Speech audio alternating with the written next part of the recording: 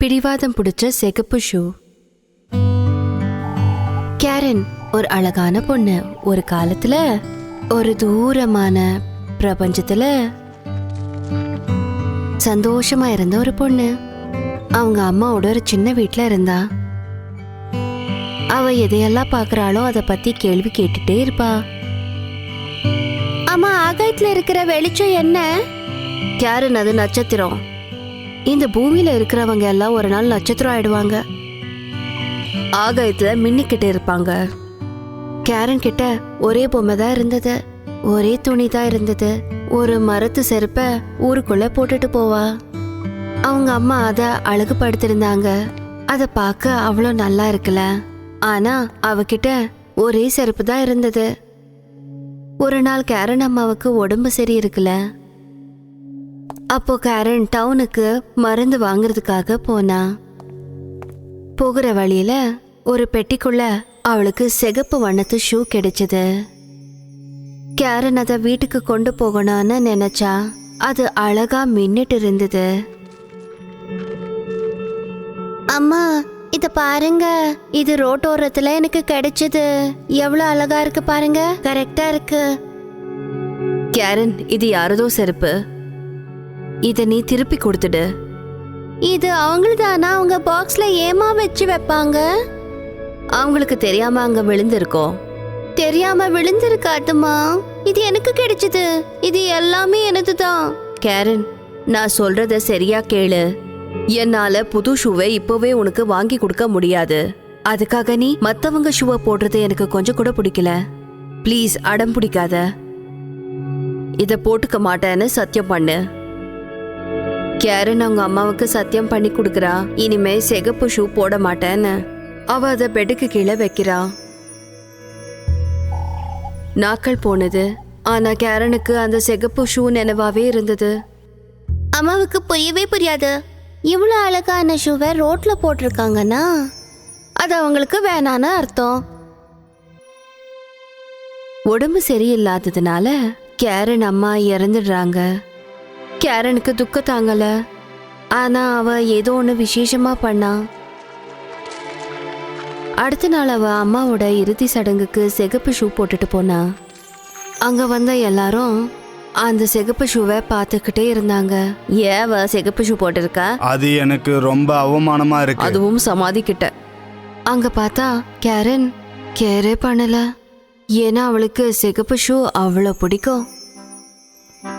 அந்த சமாதி கிட்ட வயசான ஒரு நல்ல பாட்டி வந்தாங்க. அந்த வயசான பாட்டி தெரிஞ்சுக்கிட்டாங்க இந்த சின்ன பொண்ணு அனாதை ஆயிட்டான்னு. அவளை தத்தெடுத்துக்க நினைச்சாங்க. அழகான குட்டி குழந்தை, என் கூட வரியா? நான் உனக்கு இருக்க வீடும் நல்ல ஆகாரமும் தருவேன். நீ பேர் வாங்கணும்னா கஷ்டப்பட்டு உழைக்கணும். ஓ, என்னது உன்னோட அழகான காலில் உங்க அம்மா சடங்குக்கு இதையே போட்டுக்கிட்ட? பார்க்க ஒரு மாதிரி இருக்கு, கழட்டிடு. இல்ல, அது எனக்கு பிடிக்கும். இந்த சிகப்பு ஷூ எனது. அடியே குழந்தை, பிடிவாதம் நல்லதுக்கில்ல. உனக்கு நான் வேற ஷூவை வாங்கி தரேன். அந்த பாட்டி சொன்னதால கேரன் அந்த ஷூவை கழட்டி வச்சுட்டா. கேரனுக்கு அந்த சிகப்பு ஷூவை கழட்ட பிடிக்கவே இல்லை. அந்த பாட்டிக்கு பசங்களே இருக்கல. கேரனை அவங்களோட சொந்த பொண்ணாதான் பார்ப்பாங்க. அவளுக்கு இருக்க இடம் புது துணி கொடுத்தாங்க. அந்த பாட்டி அவளுக்கு இன்னொரு ஷூவை கொடுத்தாங்க. இன்னொரு பக்கம் கேரன் அந்த ஷூவை போட்டுக்கவே இல்லை. இது நீல வண்ணம், பார்க்க நல்லாவே இல்லை. இது எனக்கு கொஞ்சம் கூட பிடிக்கல. கேரனுக்கு எவ்வளோ வருஷம் ஆனாலும் சிகப்பு ஷூ தான் பிடிச்சது.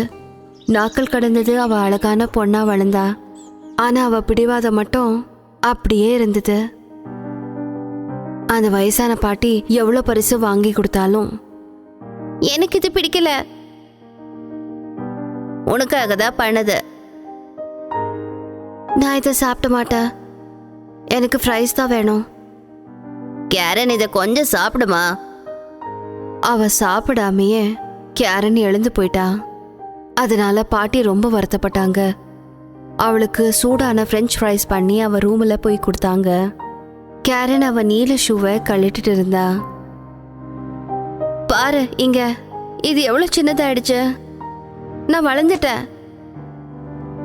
சரி, என்னோட வா, புது ஷூ துணியா வாங்கிட்டு வரலாம். பாட்டியும் கேரனும் ஷாப்பிங்குக்கு போறாங்க. அங்க பாருங்க, என்கிட்ட இருந்ததில்ல அதே மாதிரி ரெட் ஷூ. எனக்கு அது வேணும், வாங்க போய் வாங்கலாம். கேரன், இவ்வளோ காஸ்ட்லியான ஷூ உனக்கு வேணுமா? நீ நல்ல வண்ணத்து ஷூவை போடணும். சடங்குக்கெல்லாம் சிகப்பு ஷூ போட முடியாது. என்னால் உனக்கு ஒரு ஷூவை தான் வாங்கி கொடுக்க முடியும். கருப்பு ஷூவை வாங்கிட்டு வீட்டுக்கு போகலாம். எனக்கு கால் வலிக்குது. அப்படின்னா பரவாயில்ல, நீங்கள் ஷூ வாங்கி கொடுக்கலன்னா நான் வெறுங்கால நடக்கிறேன். உனக்கு ஏமா கேரன் இவ்வளோ பிடிவாதம்?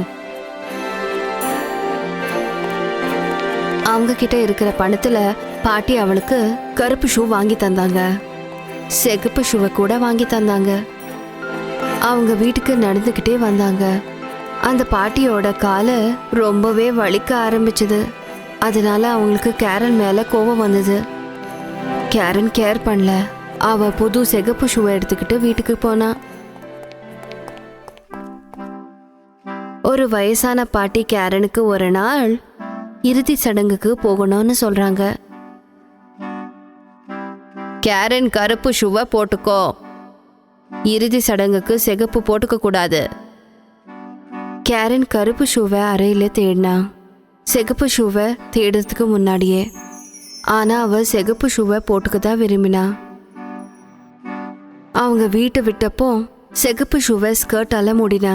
பாட்டி அதை பார்க்காம இருக்கட்டும்னு சொல்லி. அங்க எப்படியோ இறுதி சடங்குல எல்லாரும் அவ சிகப்பு ஷூவை பார்த்துடுறாங்க. அவ ஸ்கர்ட்டுக்கு கீழே அது நல்லா தெரிஞ்சது.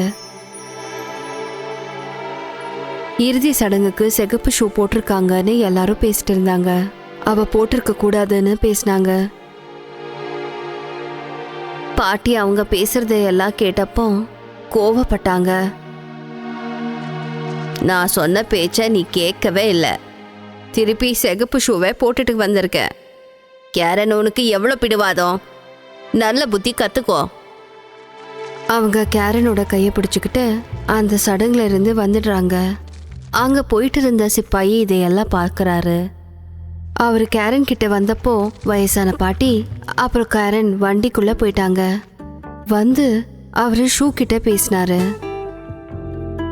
வீரமா இரு. உன்னுடைய முதலாளி சந்தோஷமா இருக்கிற மாதிரி உட்காரு. சிப்பாயி அவளோட பாதத்தை தொட்டாரு. என்னது, என்ன பண்றீங்க? எழுந்திருங்க. நான் உன்னுடைய அழகான சிவப்பு ஷூக்களை பார்த்துட்டு இருந்தேன். உனக்கு நடனம் நல்லா தெரிஞ்சிருக்கு. கேரன் சந்தோஷப்பட்டா. அவ ஒரு நல்ல டான்ஸர்ன்னு சிப்பாய்க்கு காட்ட நினைச்சா. அவ பாட்டியோட வண்டியில போகிறதுக்கு முன்னாடி சிப்பாய் முன்ன டான்ஸ் பண்ணா. ஆனா என்னால டான்ஸ் நிறுத்த முடியல. என் கால்கள் நிக்கல. என்ன ஆகுது எனக்கு? கேரன், நீ என்ன பண்ணிக்கிட்டு இருக்க? வாயிங்க. கேரன் வண்டியில இருந்து இறங்கி ரொம்பவே முன்னாடி போயிட்டா. அந்த சிகப்பு ஷூ அவ பேச்ச கேட்கவே இல்லை. அதுக்கும் பிடிவாதம். அது காட்டுக்கு கூட்டிட்டு போயிடுச்சு. மலைக்கும் கூட. டான்ஸ் ஆடி ஆடி கேரன் கால வலிக்க ஆரம்பிச்சது. டான்ஸ் ஆல இடுப்பு வலி கூட ஆரம்பிச்சது. அவளால சாப்பிட தூங்க முடியல. அவளுக்கு இப்போ வீட்டுக்கு போய் தூங்கணும். அது மட்டும் இல்ல, பாட்டி கூட வேணும்னு நினைச்சா. அந்த ஷூ நிக்கவே இல்லை. அவ காத்தால ராத்திரி டான்ஸ் ஆடிக்கிட்டே இருந்தா. ஓ ப்ளீஸ், எனக்கு சோர்வா இருக்கு. யாரும் அவளுக்கு உதவி பண்ணவே இல்லை. கேரன் பயப்பட்டா. கேரனோட பாத வலி அதிகமாயிடுச்சு. அந்த ஷூ அவளை முள்ளு மேல நடக்க வச்சது. கடைசியில எப்படியோ டான்ஸ் ஆடி ஆடி அந்த ஷூவை கழட்டிடுறா. ஷூ கழண்டி விழுகுது. அது மட்டும் டான்ஸ் ஆடிக்கிட்டே இருக்கு. கேரன் பாதம் ரொம்ப வலிக்குது. குச்சியை பிடிக்காம அவளால நிக்க கூட முடியல. ஐயோ, கால் வலிக்குது. நான் வீட்டுக்கு போகணும். கேரன் எப்படியோ வீடு சேர்ந்தா.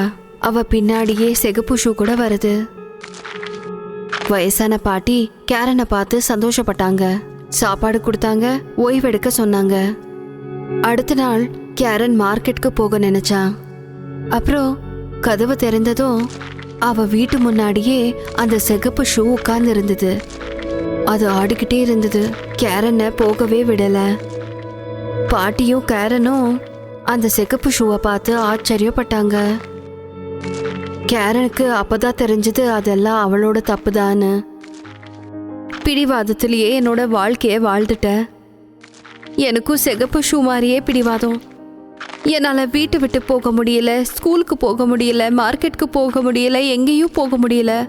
என்னை மன்னிச்சிடுங்க. இப்போ நான் என்னதான் பண்ணணும்? ஐயோ கடவுளே, இந்த மந்திர ஷூ போகிற மாதிரி பண்ணு.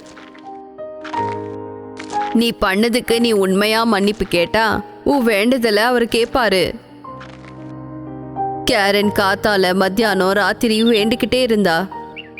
அவ கண்ணை திறந்தா. அப்ப அவ ஆச்சரியப்படுற மாதிரி அந்த சிப்பாயி டவுன்ல இருந்து வந்திருந்தாரு. இங்க பாரு, நீ பாடம் கத்துக்கிட்டது எனக்கு சந்தோஷமா இருக்கு. உன்னுடைய பிடிவாதத்தை விட்ட மாதிரியே உன் ஷூவையும் விடணும்.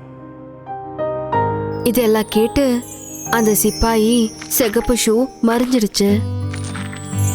கேரனும் பாட்டியும் இப்போ சந்தோஷமா வாழ்றாங்க. கேரன் நல்லா படிக்க ஆரம்பிச்சான். திருப்பி சிகப்பு ஷூவை அவ வாழ்க்கையில விடவே இல்லை. முடிவு.